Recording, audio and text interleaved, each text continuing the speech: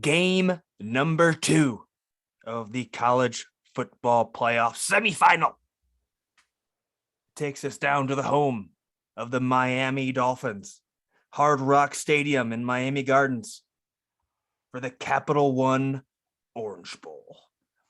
The Georgia Bulldogs, 7.5-point favorites, take on the Michigan Wolverines, the Big Ten champs. Over under 45.5. Quite low for a college football semifinal game, I would have to guess. Yes, and rightfully so, probably.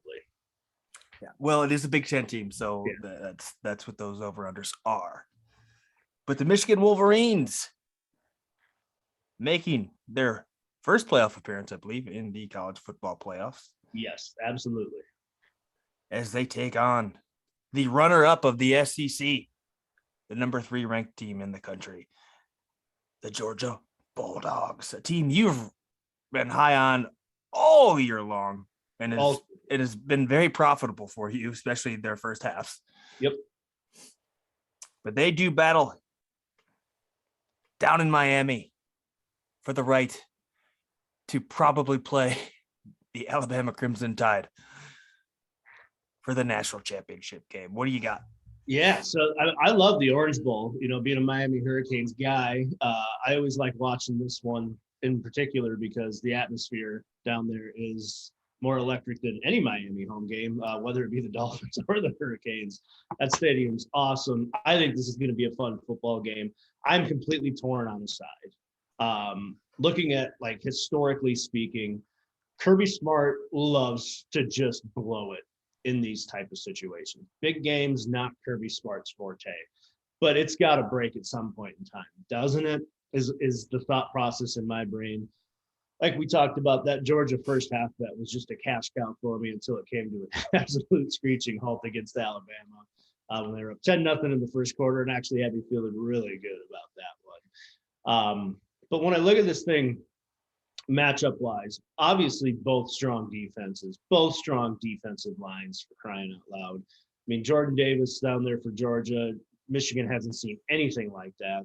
Aiden Hutchinson, and it's Ojabo, I think is how you say it. Forgive me if I've mispronounced it, but Georgia probably hasn't seen pass rushes like that. So I think the quarterbacks are a stalemate. I don't think Stetson Bennett or Cade McNamara is going to be the one to take the game put on their shoulders.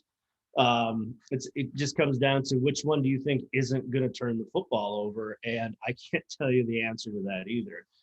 However, if I am taking a side after watching these teams as much as we both have this season, if you're telling me I can get more than a touchdown with a team in this game, I will take it. I don't think Georgia's going to go in and smoke them. I don't think Michigan's going to go in and smoke anyone in the playoff, I should say.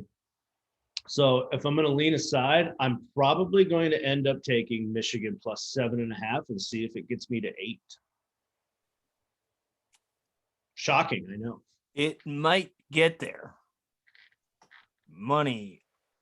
Oh, I'm sorry. It might go the other way. Money rolling in on the Wolverines. 80% of the current public money on the Wolverines. 77% of the public money currently on the under. A lot of money coming in on the under, and it's actually gone up 2.5 points. You know, and that opened. It also needs to be said that Georgia was my preseason pick to win the national championship. I got them at plus 750 preseason, so fingers crossed in the back of my mind that somehow comes to fruition. But we got a lot of work to do down there. Well, here's where I may be wrong, and I have not been a believer in Michigan this whole year. I just think the Big Ten is unbelievably pretty shitty. And what Georgia's at least been able to do, and now they have not been a great covering team, Michigan has. And I'd like to point out Michigan did beat the doors off of the NIU Huskies. So take that as you will, because that means something to us anyways. It does on this show. When you beat Rocky Lombardi by 43 points or whatever it was, that's impressive. But I don't think this game is close to me. I think Georgia beats the doors off of them. I don't know if Michigan and Harbaugh is ready for this. I mean, McNamara, I get, and he's a Tom Brady athlete now. Maybe that holds weight for people, but not to me. I still think he's a very shitty average quarterback on a really good Michigan defensive team. But Georgia's got an awesome defense on their side of the ball too. I believe in the Georgia offense more than I do the Michigan offense, so I'm going to roll with the Bulldogs here. I like your thought process of, if this game's close, give me the team who's getting a touchdown, maybe more. We'll see if that line does move down. If I can get it at 7, if it eventually gets down there anywhere, I will take it. Not Michigan, Georgia, obviously, because I do believe this is going to be a 2-score game for the Bulldogs. I like that we are on opposite sides for both of these games. So one of us is going to win each game is the good news out of all of this. I just, watching Georgia as much as I have this season, just kind of looking at what the landscape of the SEC has been, even over bowl season, with South Carolina being the only SEC team to win a bowl game thus far. Michigan really beat the doors off of Ohio State. Fantastic football team. Beat the doors off of Iowa, who's not a good football team. So I don't think that win is as impressive on paper as most people are saying. But I don't know. Kirby Smart in big situations has consistently let down through the research that I've done. I mean, we've seen it time and time again. If I end up losing this bet and Georgia easily moves on in the national championship game, we'll be happy because we got that plus 750 bet to kind of cover everything else up. But I'm going to stick with my guns on this one. I truly feel like this is going to be a tight game because they're genetically made up the same. Strong defenses. They want to run the football. They don't have quarterbacks that can put the game on their shoulders and go win it. I do like the creativeness that I've seen from Michigan's offense. They're pounding the football at you, but they're also getting out on the perimeter. They're setting up a lot of these screens into these trick plays I've noticed. I mean, we've seen it against Iowa. I don't know if that was Harbaugh throwing those scare tactics out there, so you have to account for another dozen trick plays in your preparation for this one. But at the same time, Kirby Smart will have the defense ready. I know their D coordinator went to Oregon to be their head coach, but I believe he's coaching in this bowl game, which should probably amp up that Georgia defense a little bit more, get their D coordinator a dub and hopefully a natty before they go. But I feel like this is just going to be one of those old school, just grind on each other type games, which I traditionally like to watch every now and again. I know I'm an overs guy, but I like watching some of that old school football. So you're also a Wisconsin fan, so yeah. Liking the over is just you growing up watching games where only 10 points were scored total. With 17-10 constantly. And watching that 10-minute drive last night, it was just like, yeah. So we don't know what Harbaugh could do in this situation. I know he won a Super Bowl, but this is a little bit of a different situation. But man, I just think it's going to be a tight one. If I can get more than a touchdown, I will take that. I want to see one SEC team in this national championship, and it's not Alabama, just because I'd like some parity in my playoff.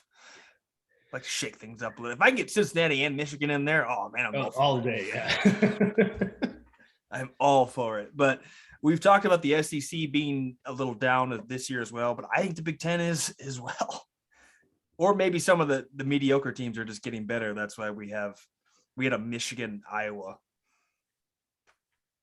conference championship game instead of Ohio State and whoever has to lose to Ohio State. It's normally Wisconsin in a 62-3 game or whatever it normally is. That's what the Big Ten title is usually. It is the Big Ten West, whoever comes out on top of that versus the team that's going to the playoff to represent the Big Ten. Yeah, it's whoever's going to get sacrificed to the playoff team. Yes. At that point from the West. But, well, that's awesome. We're both on different sides of the playoff. And after the day I had yesterday, I don't look forward to this because I could be very wrong. Hey, Wednesday we were very right. Yesterday we were very wrong. Very, very wrong. And I took a hard stance on Nick Patty and him leaving the game early, and then just a disastrous fourth quarter. Yeah, for Pitt was because I publicly talked about Pitt not only on the show, but I went off on my Twitter, the whole thing, and just it was pretty embarrassing. So I need a good get right day, and one of us will get right. The other one, hopefully, we'll have a better Saturday. Hey, it's a new year soon, so wipe the slate clean. All right. Well, there you have it. The final game of New Year's Eve, the final semifinal game. Next time we see you, we will have a national championship matchup and a lot more bowl games to come on New Year's Day. Good luck to everybody, and we will see you in 2022.